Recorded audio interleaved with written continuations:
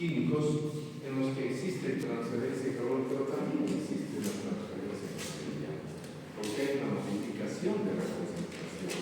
Pero habíamos visto desde la primera parte, cuando nosotros arrancábamos con operaciones simultáneas, que la clasificación de las operaciones se basa en el mecanismo de transferencia, pero existen operaciones simultáneas. Cuando nosotros tenemos operaciones simultáneas, el mecanismo simultáneo de transferencia, entonces se clasifica la operación donde hay mayor preponderancia de uno de los mecanismos. Por esa razón que los trabajadores generalmente se los clasifica dentro de los equipos de transferencia de energía, aunque exista transferencia de energía. Por lo tanto, y estos equipos, la funcionalidad la habíamos indicado, o sea, incluso comparando con los otros evaporadores de parte de fuerza, era de que el objetivo es concentrar soluciones a objeto de generalmente proveer a un cristalizador una solución concentrada para la formación de los respectivos cristales o para obtener fases sólidas determinadas. Entonces, y eso se lograba con la evaporación del diluviente que generalmente es agua. Bueno, pues, ¿de qué manera se puede optimizar el uso de estos equipos en función de los caudales, fundamentalmente?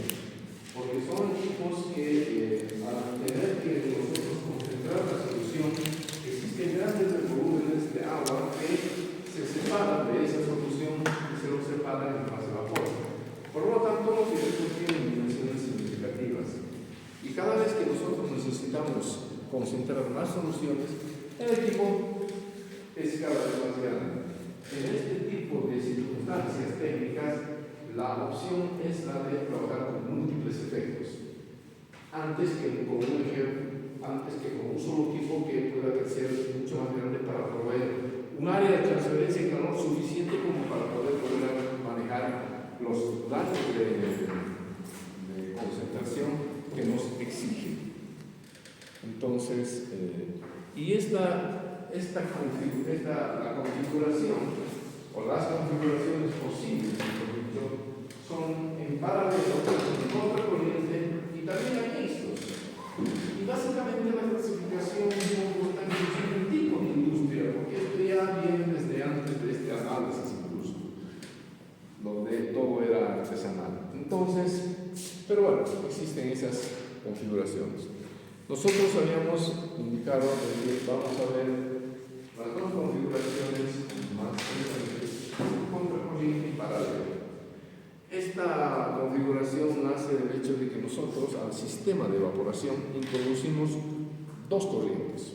La una es la corriente de proceso, de lo que nosotros queremos concentrar la solución. Y la otra es el medio a través del cual nosotros logramos que esa solución diluida se concentre. Y es el medio calefaccionante y generalmente se utiliza vapor de agua. Por lo tanto, esas son las dos corrientes que ingresan. Y es simple el proceso porque lo que se pretende es elevar la temperatura hasta alcanzar la temperatura de emisión del diluyente en las condiciones de presión y temperatura que esté trabajando el equipo. Y de esa manera, una fracción de todo ese diluyente que está acompañando al soluto pase a la fase vapor y consecuentemente la proporción de soluto aumenta y consecuentemente su concentración también. Esa es la idea. Entonces, aquí vamos a ver un esquema, o dos esquemas de sistema en paralelo y en contracorriente, en base a los cuales el objetivo fundamental es qué tamaño de equipo necesitamos. No digo que intercambiadores, etc. ¿Qué tamaño de equipo necesitamos? Cuando nosotros decimos qué tamaño de equipo, desde el punto de vista del diseño del equipo, lo que estamos buscando es qué área de transferencia de calor será necesaria para que la solución se concentre de un estado diluido a uno más concentrado. ¿Es eso? ¿Qué área de transferencia de calor? Porque en el área de transferencia de calor es donde se produce justamente el mecanismo de transferencia de calor que hace que el vapor ceda calor a la solución y esta solución evapora una fracción de la misma. Entonces, ¿Qué tamaño de equipo significa el área? Como nosotros habíamos visto de que los evaporadores generalmente son de tubos verticales, y entonces es justamente esa calandria que tiene que tener un determinado área que cumpla con esas especificaciones. Y todo nace también de la ecuación de Fourier, al igual que lo hicimos en los intercambiadores de calor.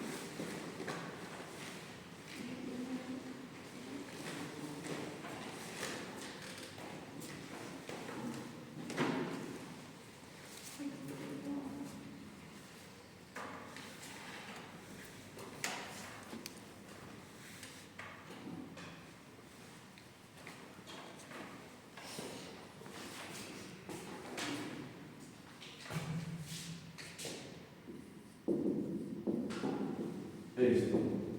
Y esto es lo que tenemos que buscar. Para la cual, lo mismo que intercambiadores, hay que determinar esto, obviamente esto y esto. Solo que esto ya se nos da en base a recomendados en tablas, en base a tanta experiencia sobre esta operación. Por lo tanto, es bastante simple. Lo único que hay que hacer son balances. ¿Sí? Ahora, bueno, vamos al esquema.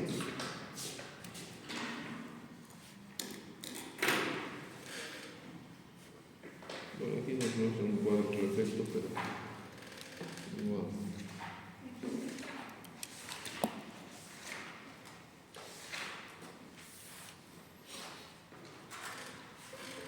Este es un sistema en paralelo,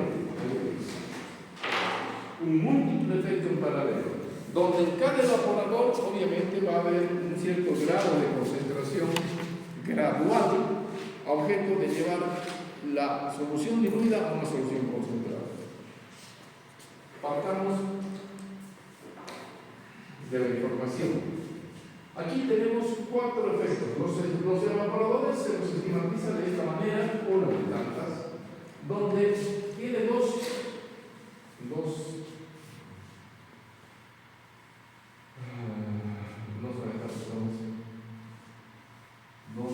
zonas, está compuesto por, sí, 2 zonas. La zona de la calandria, que es esta, donde está el haz de tubos, porque en realidad es un tubo hueco central y el haz de tubos está aquí.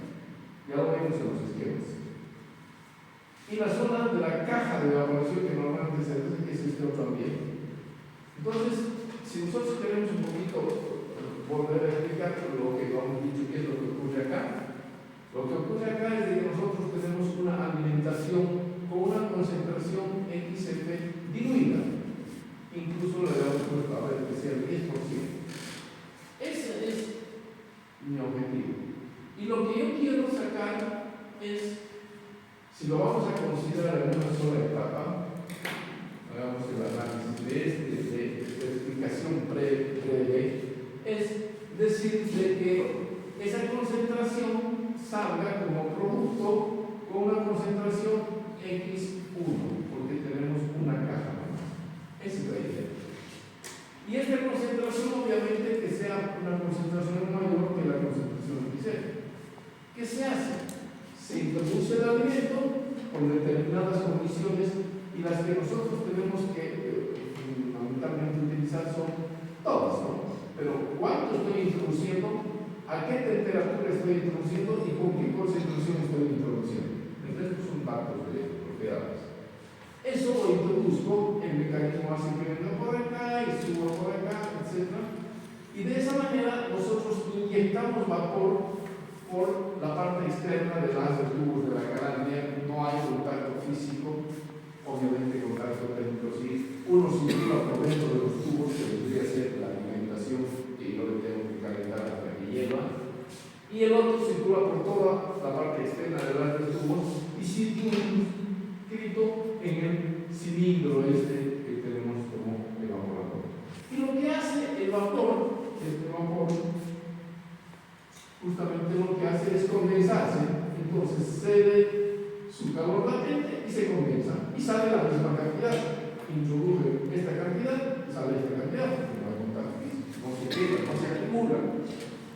Cediendo el calor, eso hace de que esto, desde TF frío, se eleve hasta una temperatura de ebullición a la presión que esté imperando en la caja, a esa presión.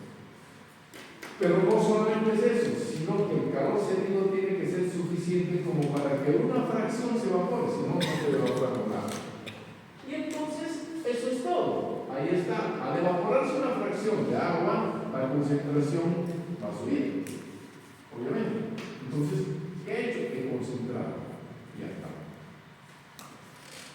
Lo mismo va a ocurrir si yo introduzco un segundo efecto.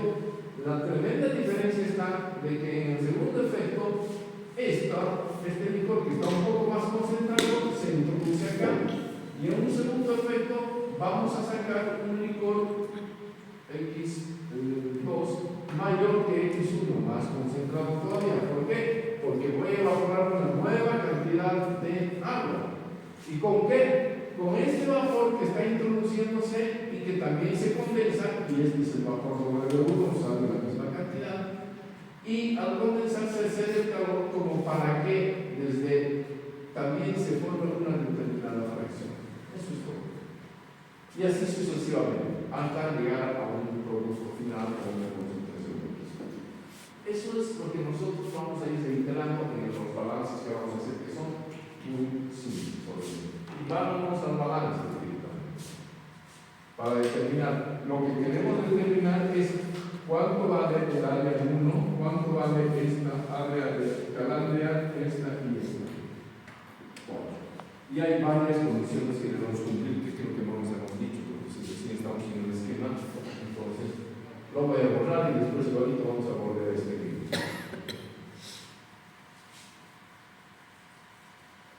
El objetivo es entonces determinar las áreas. Antes de hacer un balance, vamos a proponer ciertas suposiciones que nosotros vamos a realizar para hacer esos balances. En principio, vamos a decir que los U's son constantes. Los coeficientes globales de transferencia de calor que nos van a proporcionar son constantes, pero, es decir, constantes en cada caja, en cada evaporador, pero son distintos entre evaporadores, ¿sí?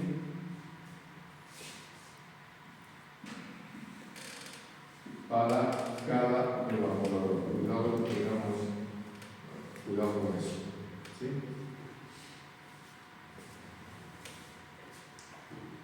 Es decir, los U's dependen de muchos factores. Es lo mismo que el H, depende de muchos factores, porque un poco proviene de ahí. Pero ¿cuáles son esos factores? Son factores geométricos, son factores propiedades físicas, viscosidad, por eso decimos que cada efecto, porque incluso la viscosidad puede ser de que se vaya modificando con la temperatura, pero en cada efecto vamos a suponer que ya está. Otra condición, los CPs también vamos a suponer que son iguales y aproximadamente igual a 1 en los balances, suponiendo que es el CP del agua. ¿Por qué? Por el hecho de que el agua generalmente es el ingrediente más frecuente y es el que se encuentra en mayor proporción. Y si bien el CP varía en función de la temperatura y la presencia de soluto me modifica el CP, pero no lo hace en gran medida, por eso esta suposición es válida. Hay varias suposiciones, ¿cuál más? Que no existe elevación del punto de ebullición. ¿Sí? Es decir, la presencia del soluto, usted sabe que por propiedades negativas hace que el agua a la presión de una atmósfera no hierva siempre, sino hierva a una temperatura mayor. Pero por lo tanto no existe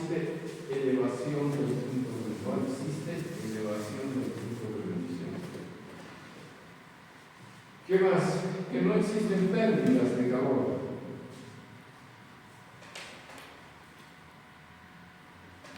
Quiere decir entonces que el caudal generado es igual al caudal, mejor dicho, el caudal cedido es igual al caudal, al calor.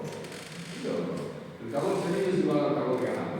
El que cede el vapor lo gana el otro, no hay pérdidas. Las hay, pero con estos fines. No sé que alguna otra cosa seguramente debe estar faltando quizás, pero no vamos a acordar después.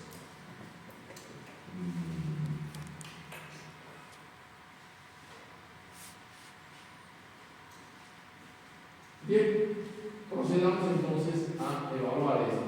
El objetivo, insistimos, es determinar el área de característica. Aquí viene la otra suposición.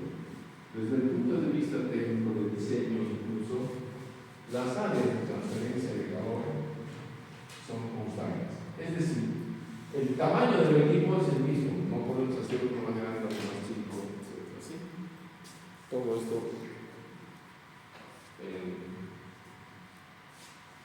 lo que fabrica es una ley.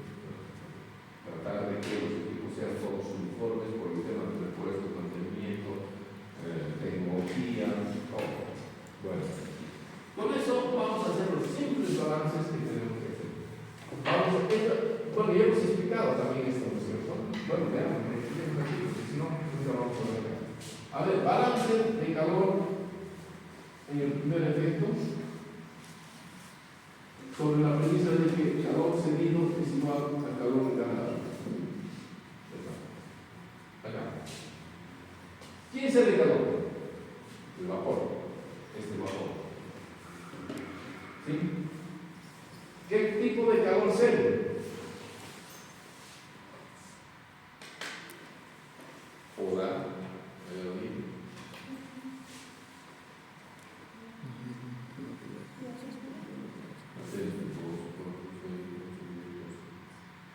No han pasado el test, son principios 40. Las notas no están grabadas. Yo las tengo ahora. Pero, eso es bien. Entonces, el calor latente. ¿Quién cede? El vapor. Entonces, eso lo escribimos de esta manera. W es lambda. Donde lambda es la diferencia en tapias, ¿cierto? El vapor al líquido. Esto es para ustedes es su nombre. ¿Quién gana calor? Es justamente esta alimentación que inicialmente se encuentra a una temperatura ambiente, pero para evaporarse primero se tiene que calentar hasta la temperatura de ebullición, que debería ser T1, y a partir de ahí entonces recién se evapora, pero una fracción, no todo, una fracción del agua que está en la solución. Y consecuentemente, si de esa masa W sale un W1, ¿qué queda? Como licor que sale de acá, WF no entonces. Pero ¿quién gana calor? La alimentación. ¿Qué tipo de calor gana? Si decimos que debe subir desde TF hasta T1, pues es calor, pues sencillo, ¿cierto? Entonces va a ser toda la masa WF por el CF multiplicado por T1 menos TF. Ahí está. Lo elevo hasta ebullición, pero no es suficiente, sino que parte de eso tiene que justamente evaporarse, pasar a la fase vapor. Y eso ya significa un cambio de fase, desde el líquido, agua caliente, hasta el vapor. Y por lo tanto, ahí lo que está ganando es un calor latente, bien sensible, está cambiando. ¿Y cómo se expresa? W1, lambda 1, ¿por qué? Porque la cantidad que se evapora es W1. Y esto es la diferencia en entalpías entre la del líquido que tenía antes y la del vapor que adquiere. Ese es el simple balance de calor. ¿Sí? Y así hacemos en cada uno de los efectos, revisando siempre, analizando siempre quién cede y quién gana. Esa es la clave, nada más. Muy bien, pasemos al balance en el segundo efecto. ¿Qué es este? ¿Quién cede calor?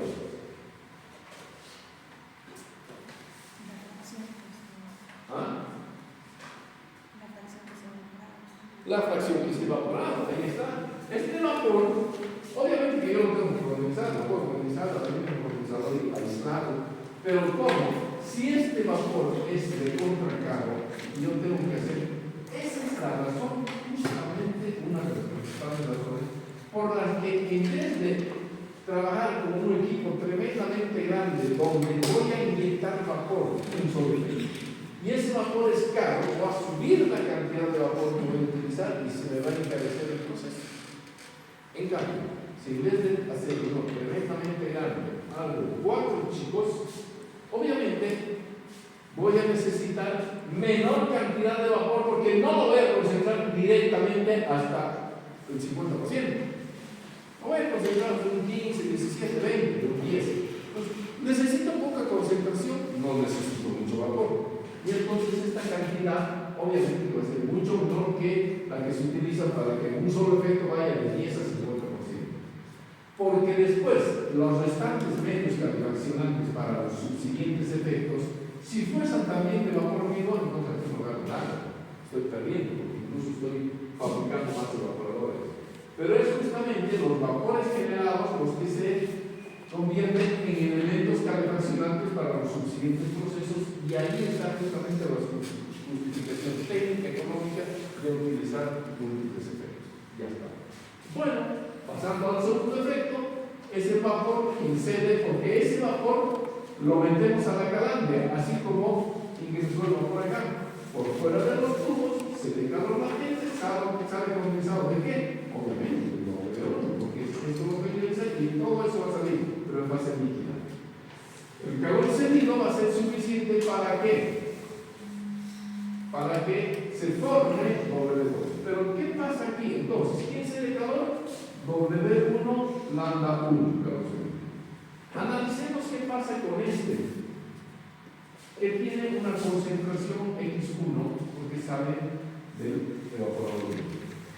Resulta ser de que esta es la temperatura imperante en la calandria, que es la temperatura del vapor. Pero en la caja, aquí arriba, donde es el vapor que se ha formado, la temperatura es T1, la de ebullición de la solución. Entonces, ¿dónde está el delta T de cada efecto? Entre esto y esto. Y si esto es T1, entonces está justamente aquí nosotros vamos a tener que el vapor va a salir a T1 y el licor también va a salir a T1. ¿Sí? Entonces, quiere decir que este licor que voy a seguir concentrando está ingresando con una concentración X1 y con una temperatura T1. Ahora bien, y lo habíamos explicado, para que este vapor sea capaz de evaporar nuevas cantidades de agua, necesariamente tiene que haber un mecanismo de que así lo logre. ¿Por qué digo?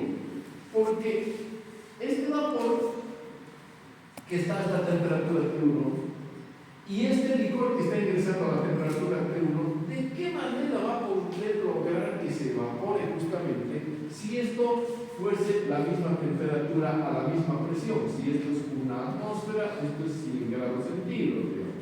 Si esto fuese una atmósfera y esto sería 100 grados centígrados, ¿qué fuerza impulsora tengo yo para poder decir de que sí voy a pasar a la fase de vapor? No la tengo, ¿no es cierto? No la hay. Entonces, no voy a poder hacer nada.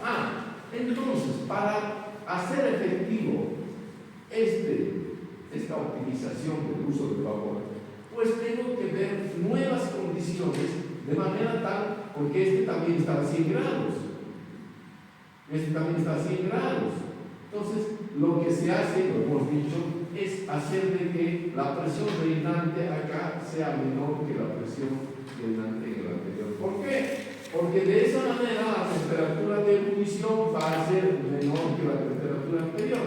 Y esta temperatura, pongámosle que sea 85, supongamos, no 100. Ahora sí. Ahora yo tengo una fuerza impulsora. Esto tengo a 100, esto tengo a 85, podemos andar también a 100, pero yo ya veo de que sí se va a poder utilizar. Y así va a ser sucesivamente. Entonces, ¿quién es el calor? Obviamente pero es un calor latente porque se condensa. Pero nos estamos dando cuenta que este licor líquido ingresa a 100. Y aquí ya le dicen a 85 ya vamos a hervir, ya vamos a pasar a la fase de vapor. Por esa razón es de que el licor se convierte en un elemento calefaccionante emergente de este proceso. ¿Por qué? Porque está a 100. Y le dicen, usted a 85 ya va a pasar a la fase de vapor. Entonces, ¿qué va a pasar? Va a haber un flash. Es decir, de este líquido una parte se va a evaporar directamente por flash, con diferencia de temperaturas. Si a 85 ya puede estar, entonces ¿por qué no evaporarse? Pero es una parte. Entonces, este se convierte también en medio calefaccionante, está a una temperatura más alta. No era lo mismo acá, como TF era 20 grados, por decir algo, y este 100, tiene que calentarse. Aquí no, al contrario, tiene que enfriarse. Y si se enfría, se le calor. Por lo tanto, más esta fracción sobre D1 multiplicado por el calor específico 1 va a ser también va a estar de este lado porque se de calor y esto va a ser T1 menos T2. Ahí está. Y bueno, ya he llegado yo a T2 y por lo tanto, ¿quién gana? El que va a ganar es el vapor formado. Ya no lo meto yo como ganador, sino como, es decir, como que gana el calor, sino como que se dan cuenta, ¿no? Y eso va a ocurrir en todos los efectos. ¿Por qué? Porque lo mismo, el mínimo análisis, esto está a 85 y esto también va a salir a 85. Pero entonces, ¿cómo es posible que yo evapore a este algo más? El tener va a tener que ser menor de 200 y por lo tanto la temperatura de ebullición va a tener que ser menor que 200. Por ejemplo, 70. Ahora sí. Y nuevamente el W2 se de calor latente y el licor va a ceder un flash de 85 a 70. Entonces los dos son elementos que se de calor. ¿Y quién gana? Gana directamente el licor que está ingresando y se evapora. Y en el tercer efecto vamos a poner W2 lambda 2 con el elemento calefaccionante más WF menos W1 menos W2, que es lo que sale para acá, porque se formó esto, siempre vamos a más C2 y esto va a ser T2 menos T3. ¿Y quién gana? W3 lambda 3. Y finalmente, en el cuarto efecto, ya no hay que explicar nada. Bueno, en el cuarto efecto, lo que vamos a poner es de poner W1 no, está bien. WF menos W1 menos W2 menos W3, todo esto por C3, T3 menos T4, ¿y quién gana? W4 lambda. Ahí está. Hemos hecho el balance de calor para los cuatro efectos. Muy bien. Partamos de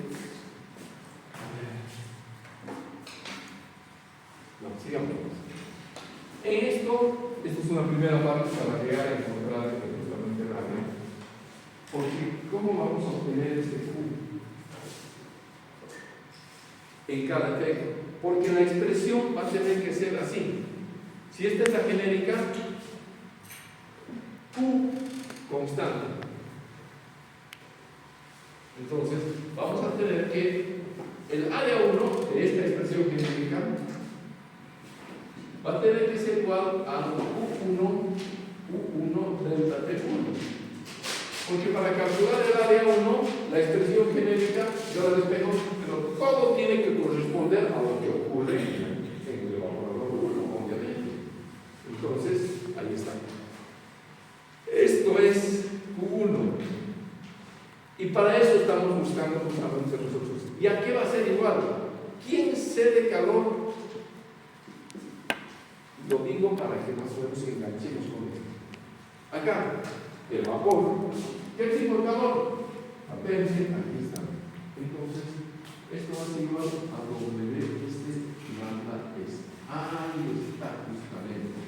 Para eso quiero encontrar WS. Entonces, mis incógnitas, para ir a encontrar las áreas, van a ser justamente WS Y pongámosle ahora qué pasa en el área 2. Esto es bueno saber. También va a ser igual Q2 delta P2. Si yo estoy calculando el área de la calandria, vamos a 2. Este Q2 es el calor que está en juego para calcular el área.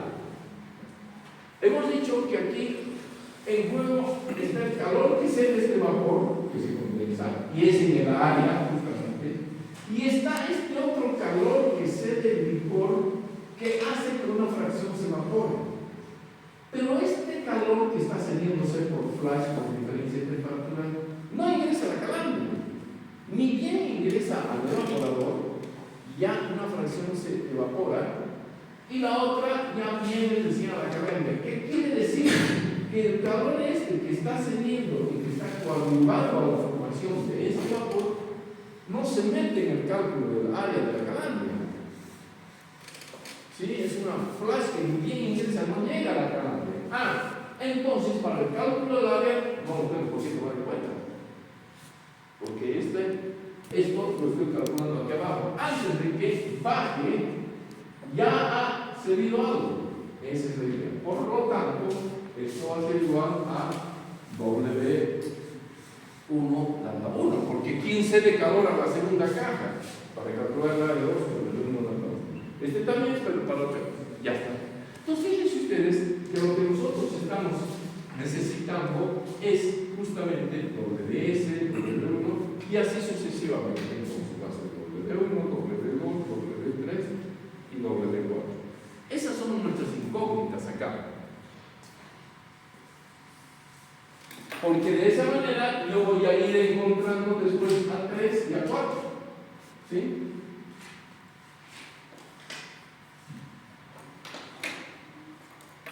Y el consumo de agua.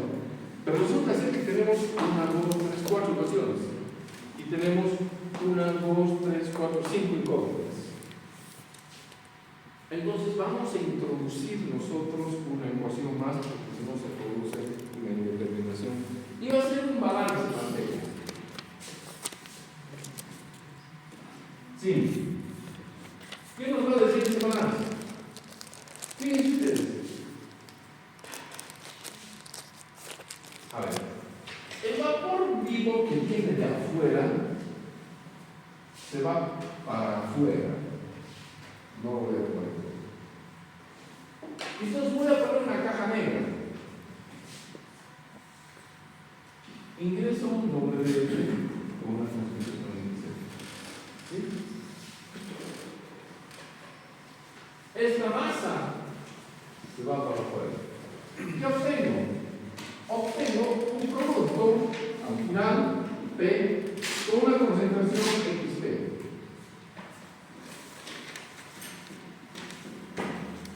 Y esta concentración de XP ha sido gracias a que yo he evaporado una determinada cantidad de agua, vapor. Simple, ¿eh? Entonces, ¿qué cantidad hemos evaporado? Hemos evaporado esto y esto. Eso es lo que hemos evaporado.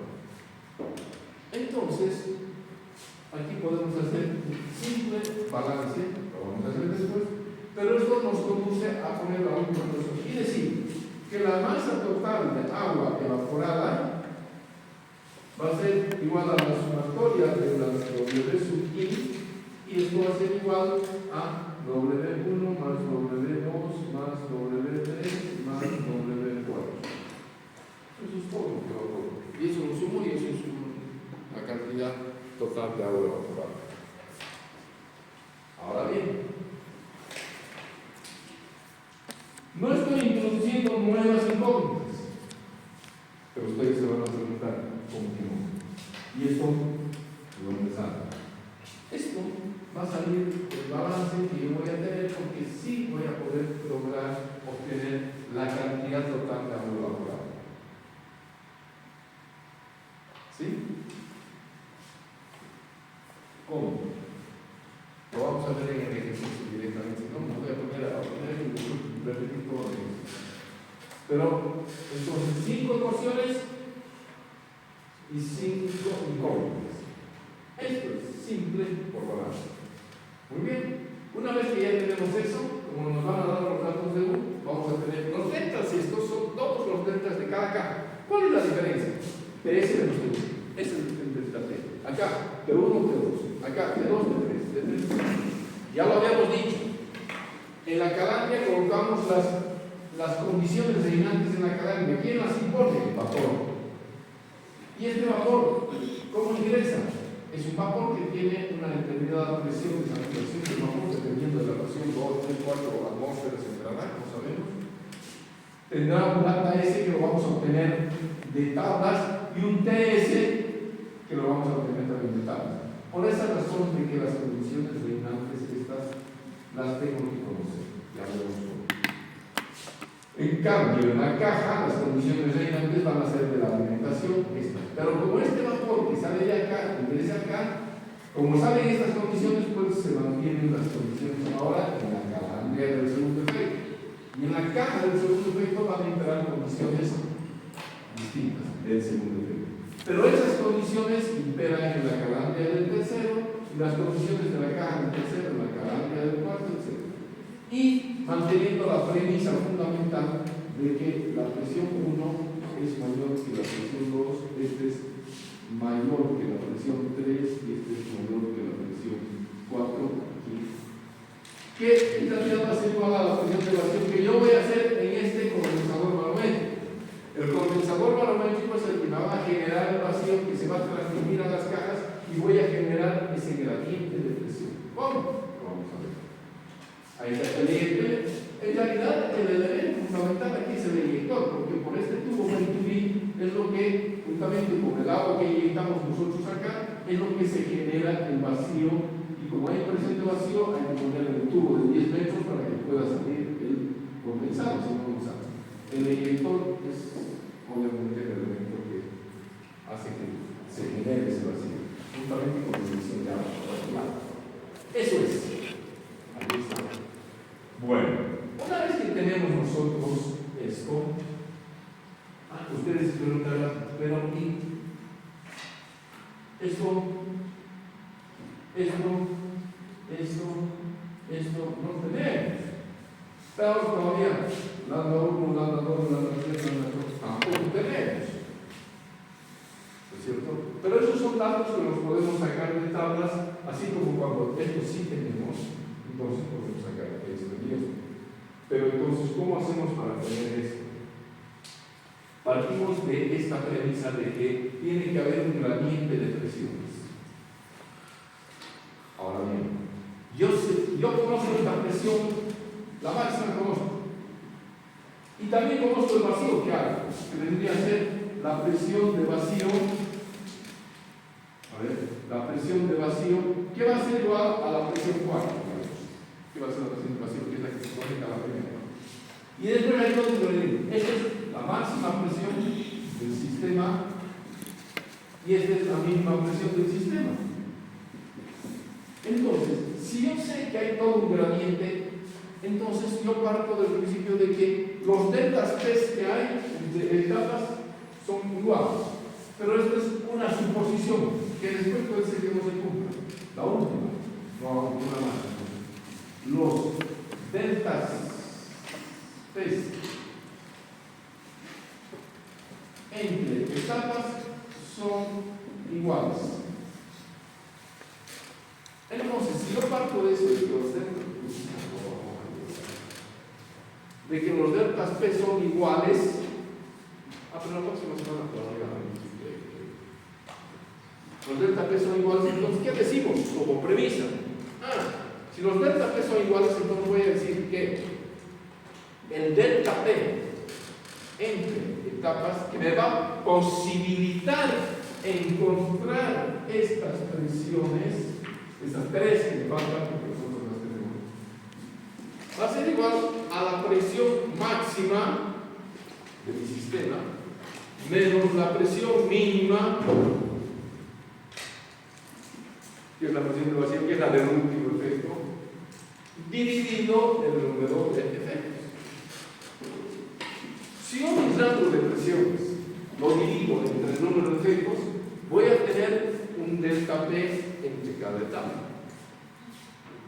Y entonces ahí sí ya podré encontrar, por ejemplo, PS es dato. ¿Cómo encuentro P1? Sé que presión 1 va a ser menor que PS y presión 2 menor que P1. Entonces va a ser igual a PS menos delta P entre etapa. ¿Cómo va a ser presión 2? Va a ser igual a la presión 1 menos el delta P que encontramos aquí. ¿Cómo va a ser presión 3? Va a ser igual a la presión 2 menos delta P. ¿Cómo va a ser presión 4? Va a ser igual a la presión 3 menos delta P. Y esta presión 4 tiene que ser igual a la presión de vacío, que ya es dato. Ya vean que es dato para corroborar más. Y de esa manera voy a encontrar las presiones. ¿Tengo las presiones? Sí. Entonces con presión 1 voy a encontrar en tablas temperatura 1, lambda 1. Con presión 2, temperatura 2, lambda 2. Con presión 3, temperatura 3, lambda 3. Tablas de vapor del agua. Y ya está. Ya no quedan más incógnitas y podemos resolver.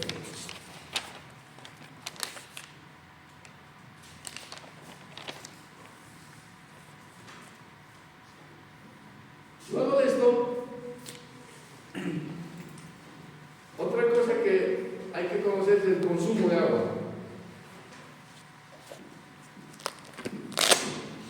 ¿Dónde hay agua? Aquí. Es fundamental. Grandes cantidades de agua, ¿no? Porque son grandes cantidades de vapor a lo normal. Pero bueno, a los controles sutiles, es 24/7, no hay 365, bueno, o 280, que sea. Ya. ¿Para qué? ¿Para qué sirve el agua? Para condensar W4. ¿Listo? Para eso. Bueno, porque eso muy bien. Entonces, ¿quién se de calor? W4 que se condensa. Entonces, calor latente. ¿Sí? ¿Quién gana? El agua. El agua se va a calentar, obviamente. El agua fría se calentará un poco, dependiendo de la cantidad. W del agua, T del agua y delta T del agua. El delta T del agua generalmente es entre 20 y 30 grados centígrados, porque hay un tema de que poco delta T, mucho cantidad. Mucho delta T, poca cantidad, dependiendo del uso óptimo del agua. Ya lo vimos en intercambiadores. Depende de qué es más caro: enfriar o sacar agua, comprar o sacar del pozo. ¿Qué es lo que más me cuesta? Entonces, si me cuesta mucho enfriar, no me elevaré mucho la temperatura, consumiré mucho agua. Y si me cuesta mucho, digamos, obtener, entonces no importa, lo elevo después del frío, pero hay un motivo. Ya está. Y eso es todo. Con eso determinamos esto. Y el último punto a analizar es lo que se llama la economía de vapor. Porque así como nosotros hemos hecho un análisis en paralelo, también lo podemos hacer en contracorriente, a ver cuál es mejor. ¿Y qué es lo que tenemos que analizar? ¿Cómo son las áreas? Algunos serán más chicas que otros. ¿Cuánto consumo de vapor? ¿Y cuánto me cuesta fundamentalmente evaporar a través de que esto es caro? La economía del vapor es un índice de consumo de vapor y se lo define de esta manera: agua evaporada por cada libra de vapor vivo, por vapor vivo. El vivo es el que viene en la caldera. En otras palabras, esto es W total dividido WS. En otras palabras, ¿cuántas libras de vapor yo obtengo por cada libra de vapor que consumo? ¿Sí? ¿Cuántas libras de vapor obtengo, sumados todos, por cada libra de vapor que yo introduzco, el que compro de la caldera? El índice mayor es el mejor, porque evaporo más por cada libra de vapor. y si mi objetivo es evaporar, entonces el que tenga mejor, mayor valor. Para eso tengo que comparar con corriente paralela. Bueno, con eso yo pienso de que ya podemos ver la parte numérica del ejercicio. O de otro. Pero bueno, no hay que lograr todo esto. Si no, pues.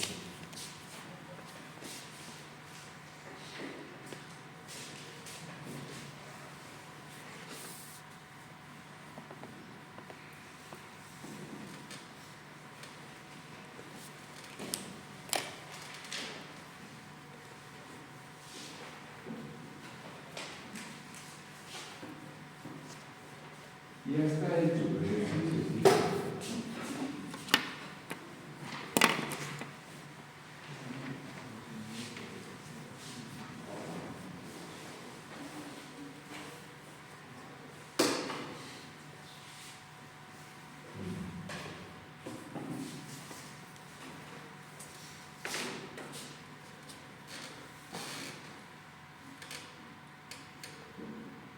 Aquí está, para ver. ¿Por qué?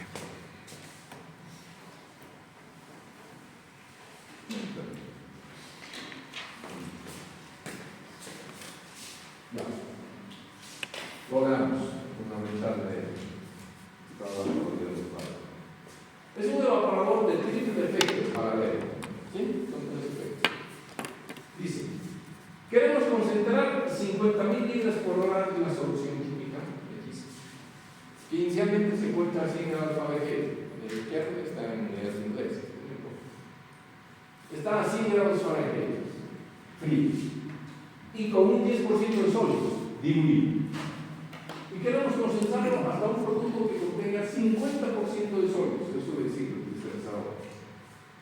50%. Bueno, ¿qué hacemos? Se dispone, dice, de vapor. Digo, este es el vapor que viene. Quizás ya ha sido utilizado porque no está muy alto, pero viene de candela utilizado, pero igual sigue siendo caro. Entonces dice a 12 psi, o por eso, más o menos, porque la viene 12. Esa es la presión del vapor, ese es el PS.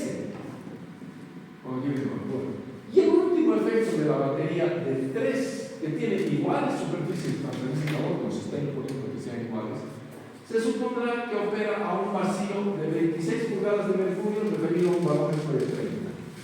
Ya nos están dando el vacío. Nos están dando el P último, que en este caso sería el P3, que son 3 efectos.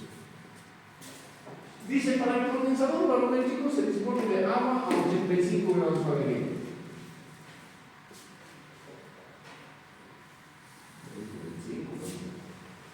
Ahora, y aquí vienen un poquito las suposiciones.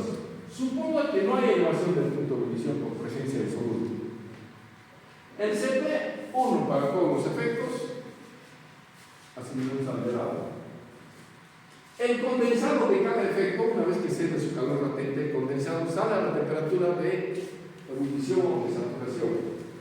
No se subenfría, porque si se subenfriase, entonces ese vapor, si sale más frío que la temperatura de ebullición, ese vapor no solamente cedería calor latente dentro de la calambre, sino que lo hacemos retener un poquito más para que el líquido que se ha formado, que está a la temperatura de saturación o de ebullición, en presencia de un licor que todavía está más frío, se enfríe un poco. Entonces ahí cedería incluso calor sensible, porque en vez de salir, por decir, a 100 grados de temperatura, ¿sí?, entonces sale a 70. A la miércoles. ¿Y qué ha hecho con los 30? Eso más ha cedido. Pero nos están diciendo que para los cálculos salen. No hay pérdidas por radiación hacia afuera. Ya está. Calcular. Consumo de vapor. ¿Cuánto de vapor consumimos? Es el WS. Superficie calefactora para cada evaporador. Requerimientos de agua del utilizador.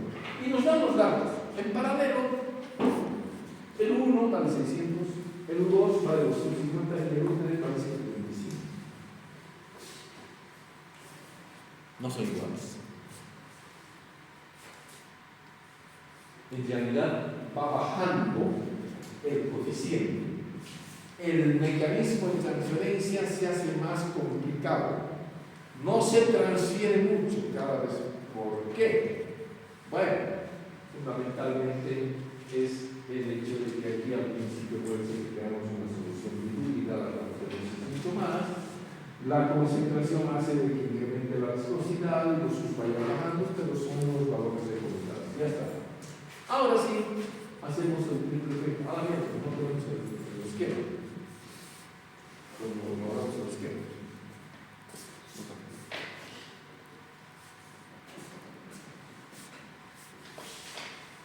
¿Y quién utiliza el esquema?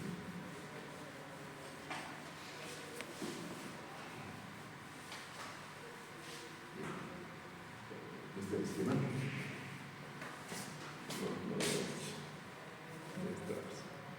Ya, entonces. Rapidito.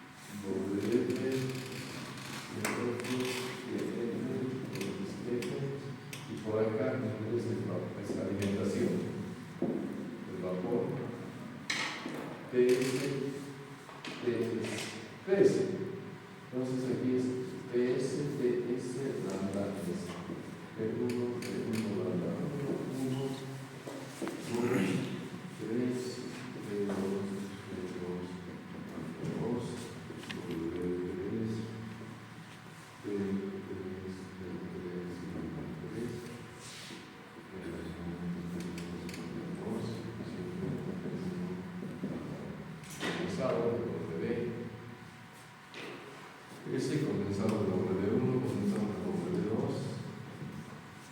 Ya está.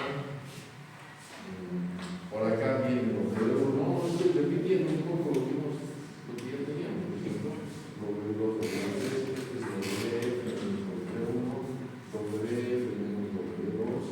Y esto es P. Creo que ya hemos completado, ¿eh?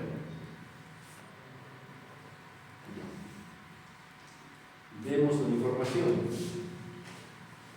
Ah, no, ¿qué más nos dicen? Ah, ya está haciendo el balance. Bueno, volquemos la información, entonces, en todo caso. De la alimentación tenemos 10.000 libras por hora, el Z vale 1,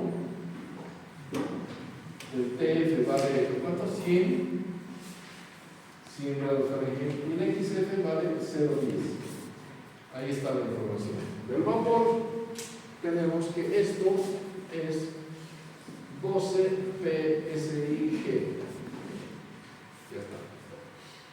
Muy bien. Entonces, vamos a volcarnos a... ¿Qué más tenemos? Que esto es, el producto va a ser igual a 0,50, porque queremos concentrar del 10% al 50%. No tenemos más nada, ¿no? El agua está ingresando a temperatura W, entrada 85 grados Fahrenheit. A ver, antes de ver esto, veamos los balances, que es lo primero que hemos visto, y después volvemos a esto. Ahí están los balances. Vamos a ampliar. Veamos los balances.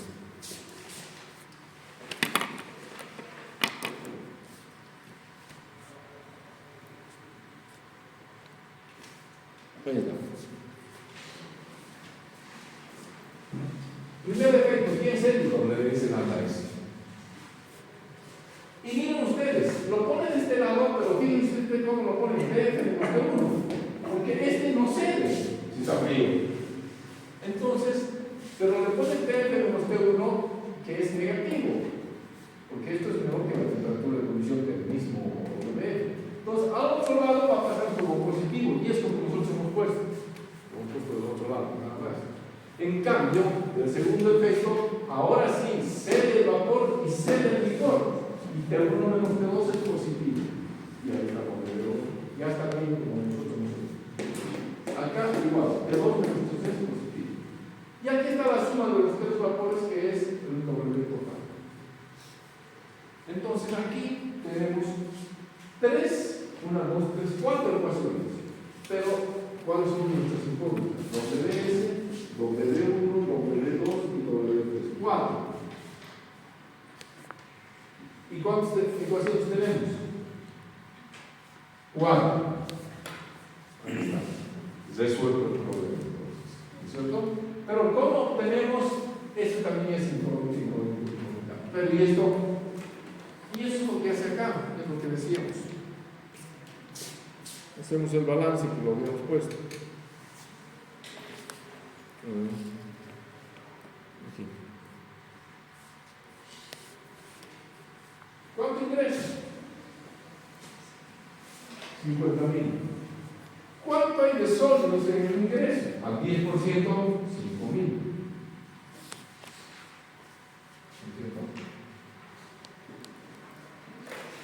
Por lo tanto, sólidos en el alimento hay 5.000. Y los sólidos en el alimento van a ser los mismos sólidos que van a salir por acá, porque por ningún otro lado sale. Porque lo que sale por otro lado es agua evaporada. ¿No es cierto? Entonces, es lo que decíamos. W, F, X, F es igual a P, X, P. ¿Esto cuánto es? 5.000. ¿Sí? ¿Y esto cuánto es? 0,5. ¿Cuánto vale P? 5.000 sobre 0,5. P vale 10.000. Lo que sale por acá es 10.000.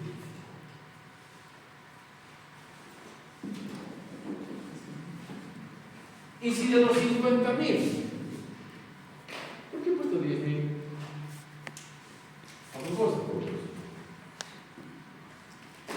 Si de los 50.000, por acá salen 10.000, siendo que este vapor que sale, que viene de allá, se va allá, entonces, ¿cuánto es el agua total evaporada?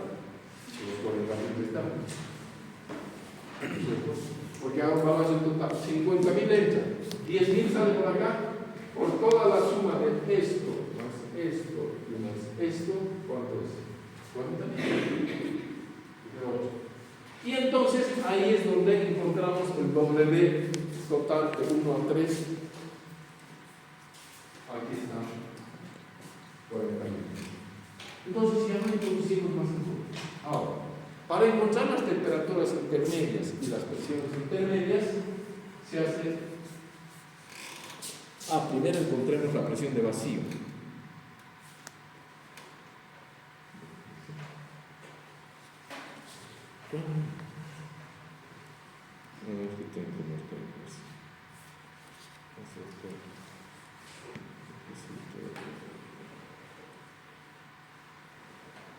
Aquí está. Temperatura de la alimentación sigue la temperatura. ¿Cómo encontramos la temperatura esta?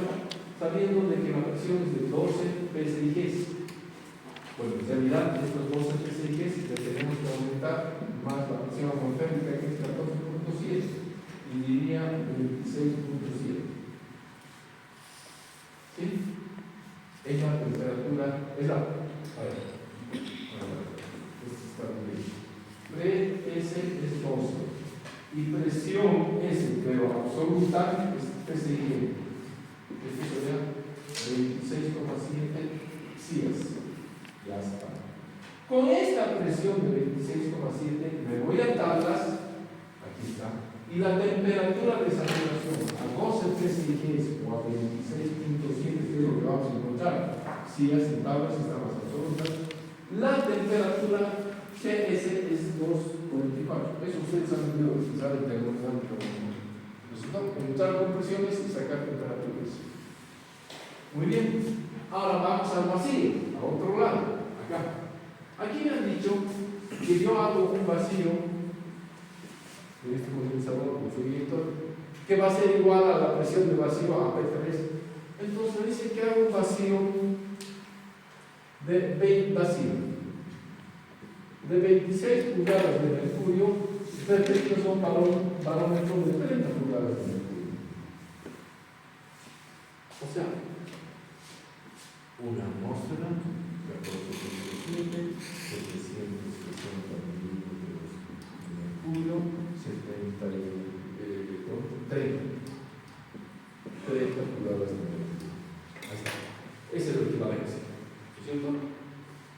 Una atmósfera son 30 pulgadas de mercurio. El barómetro es de 30. Yo estoy haciendo un vacío de 26, ¿qué significa? Este es el vacío. Y esta es la presión atmosférica. Entonces, todo esto mide 30 pulgadas. La diferencia entre la presión atmosférica y el vacío, 30 pulgadas. Es el barómetro. De las 30 pulgadas, yo estoy haciendo un vacío de 26, bastante. ¿Qué quiere decir? De estas 30, si esta es presión atmosférica, empiezo a hacer vacío, empiezo a bajar. 26 baja. Este es 26, y aquí no tengo. Esta es mi presión de vacío. 26 pulgadas de mercurio, dice que tengo un vacío. ¿Sí? Bueno, entonces, si tengo un vacío de 26 pulgadas de mercurio, y esto es 14,7 CIAS, este 14,7, el equivalente es 1,95 PSI. Y eso es lo que nos funciona. Entonces, a 26 pulgadas de mercurio, a esa presión de 1,95 me voy a la mismísima tabla y encuentro la temperatura de 3. Porque con la presión de vacío de 3 encuentro de 3. Esto es 1,95. Y esto es 125 grados Celsius. Ahí está. Y ya está. Y ya tengo los dos extremos. Pero fundamentalmente, antes de encontrar esto, lo que tengo es esto y esto. 26,7. Y esto. Entonces, lo que se hace, porque fíjense ustedes, no tengo T1, no tengo T2, el resto ya lo tengo. Ya tengo esto, ya tengo esto. Y el nada más se saca de todas maneras. Con la misma presión, por cierto, entra con presión, aquí saca la temperatura y ya se saca el lambda, o sea, HB menos HL. En realidad, les deben dar, cada uno de estos hace la diferencia. Ya está. Entonces, pero nos faltan estos internos. Bueno. Entonces, y hacemos esa suposición del delta P entre capas. Aquí está, pero son muy pequeños.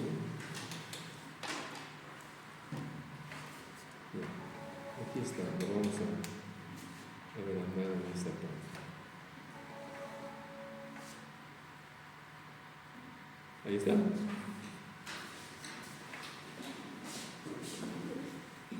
PS, la máxima. P de vacío, que es el 3 en realidad, la misma, dividido 3. Y este es el delta P, el delta P de presión entre capas. P6 por cada efecto. Entonces, vamos a ir a la tablita para ya poder encontrar las temperaturas intermedias de la misma tabla, ¿no es cierto?, de vapor saturado. Las mismas, vamos a encontrar todo interno. Y aquí está en una tablita para reflejar. Aquí está.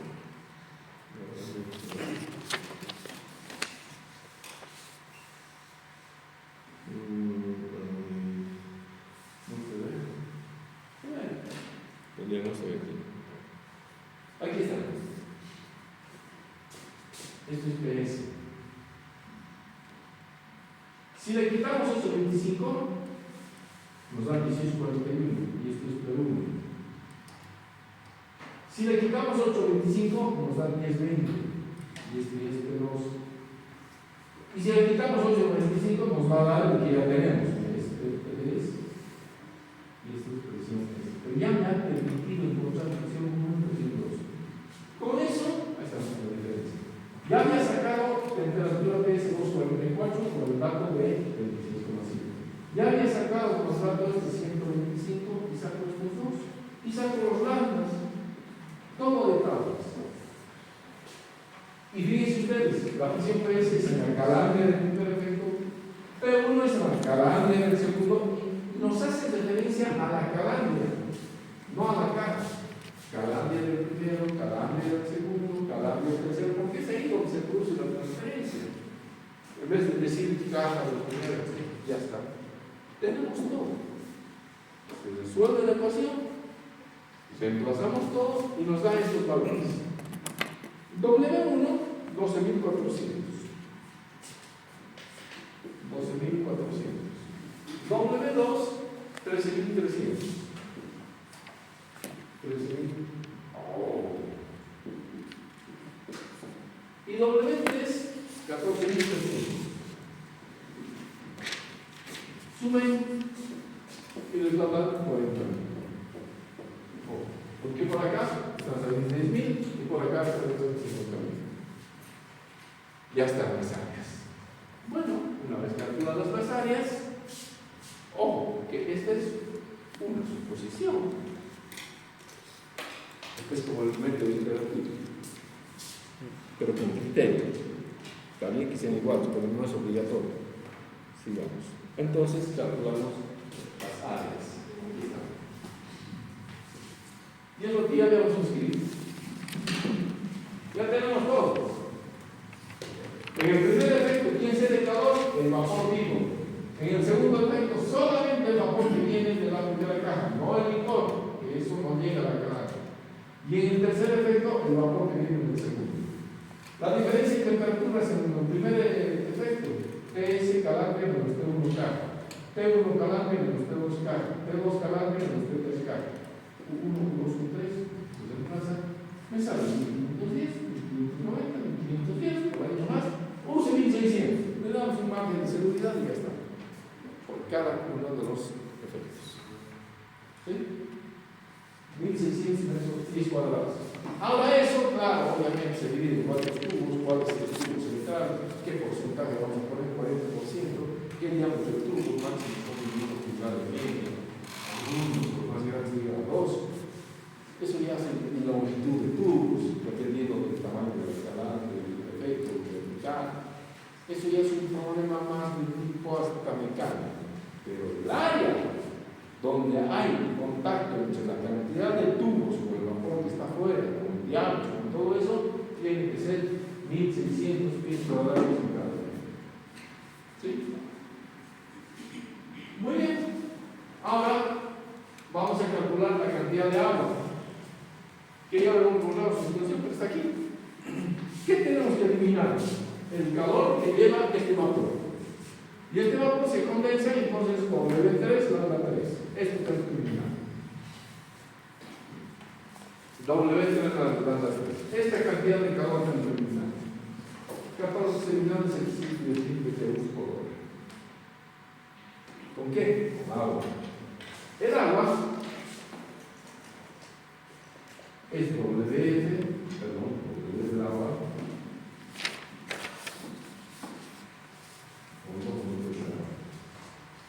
W del agua, CT del agua y delta T del agua. Entra a 85 y le hacen salir a 120. Normalmente, como el grado Fahrenheit tiene el mismo rango que el grado centígrado, normalmente lo recomendable en rangos de temperatura de calentamiento no es más allá de unos 30 grados. No conviene calentar mucho porque después cuesta mucho enfriar, porque el agua ya tengo que volver a utilizar. Entonces, con 30 grados más o menos, lo que salga del consumo ni qué hacer. Pero eso es una buena recomendación. Que el baño sea de 30 grados. Ahí está, entonces que saque a 120. 15, 35, 30, 35, ya. Listo. Y de ahí sacamos. Este ya está muy bien. Esto ya es Q sobre CP del papel. El consumo, 840 grados por minuto. Economía del vapor. ¿Cuánto he evaporado en paralelo? 40.000. ¿Cuánto he utilizado el vapor vivo? Las 19.100 que han salido. Dividido en 19.000. El índice es 12,9. ¿Qué me dice? Nada. Claro, me dice que yo evaporo 2 libras de agua por cada libra cara que introduzco. Obtengo el doble. Puede ser que esté bien, mal, no sabemos. Lo vamos a comparar con otra cosa. Eso es. Algo más diría.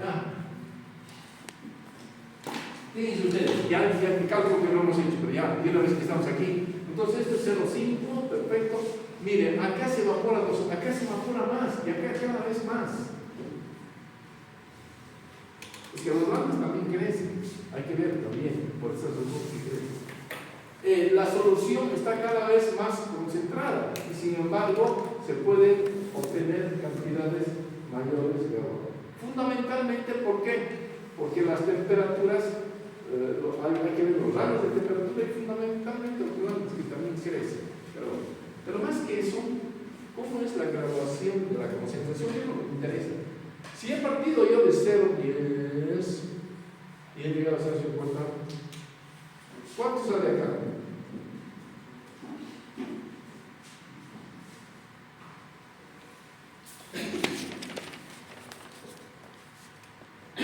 ¿Cuánto sale? A ver, un ratito.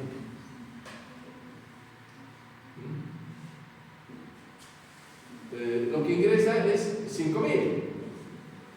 50.000 por 0,1, 5.000. ¿Lo ven? Y lo que sale es de los 5.000 menos 12.400. Porque esto es XFWF es igual a X1 y digamos W. ¿Qué le podemos llamar? No le podemos 1, pues. Producto 1, digamos. Ahí está. ¿Lo ven? Entonces, esto es 5.000. Esto que debemos calcular. ¿Cuánto es este producto? ¿Cuánto sale? Si han entrado 50.000 y por acá salió 3.400, salen 37.600.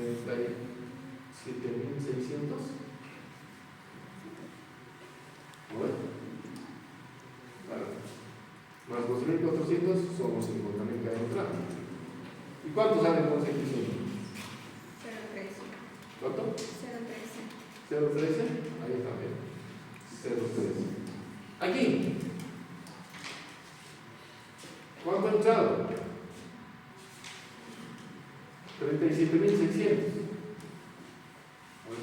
No, 37.600. ¿Cuánto se ha evaporado? 13.300. Entonces, de los 37.600 se ha evaporado 13.300. Entonces, ¿cuánto sale X2? Ya no entra de 5.000. ¿Cuánto sale entrando? Por 0.13.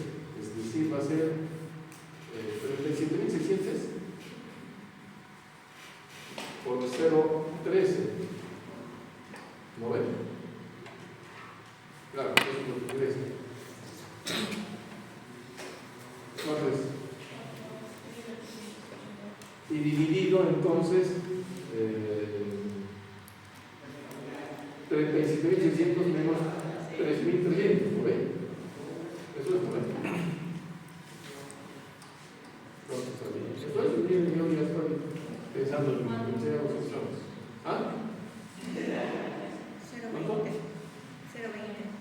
0.20. Algo estamos haciendo mal. Algo estamos haciendo mal. 0.13, 0.20. Y acá se van a 0.13. ¿Cuánto ingresa? Son los lo que ingresa son los 24.300 menos. No, esto sale por 0,2, ¿ven? Sí. Igual a esto menos 14.300. 10.000. ¿Lo ven? Así es.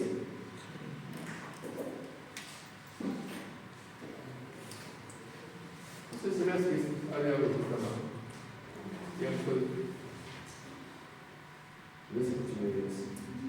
Pero sube a 0,48. Sí, bueno, 0,50, 0,48. Ya. Bueno, redondeamos. Entonces, dijimos nosotros cómo es que gradualmente lo digamos, pero con área, es decir, si no hubiésemos hecho esto, imagínense, necesitamos un equipo de por lo menos 5.000 pies cúbicos. Tremendo equipo. Y para ese tremendo equipo, llegar al 50% tendríamos que utilizar una cantidad tremenda de vapor, no más 19.000.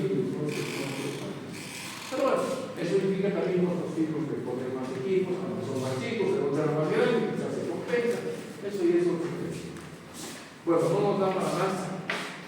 Contracorriente haremos la próxima clase. Ahora, yo no tengo ninguna información al respecto, sabemos que el día viernes hay ediciones, pero no hay ningún instructivo respecto a que se suspenden exámenes, quizás, para capaz de que digan clases no, porque si no, no pudimos votar, y eso significa que podemos pasar clases tranquilamente el día viernes.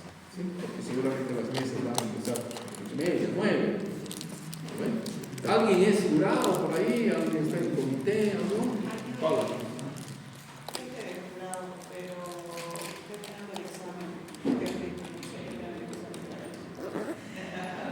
¿Cuál examen? Ah, tenemos examen.